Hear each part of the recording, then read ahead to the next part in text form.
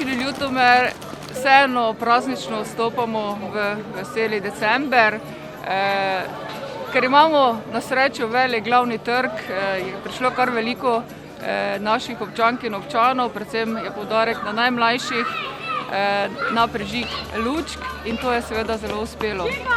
Vsekakor se z ekipo trudimo biti vsako leto boljši in nekako vlivati pozitivizem v srca naših občank in občanov, zato smo letos dodatno povabili k okrasitvi našega trga šole, vrtce, ki delujejo v naši občini.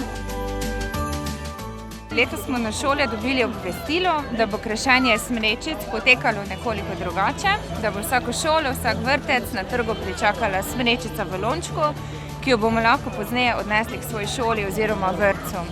Naši učenci so pri krašenju zelo uživali, v četrtek in petek so krasili, postavili so kar nekaj zanimivih vprašanj, kako bomo smrečico prinesli potem do naše šole, kdo jo bo peljal in kdo sploh je dovolj močan, da lahko skoplje tako veliko luknjo, da jo bomo potem tudi uspešno posadili.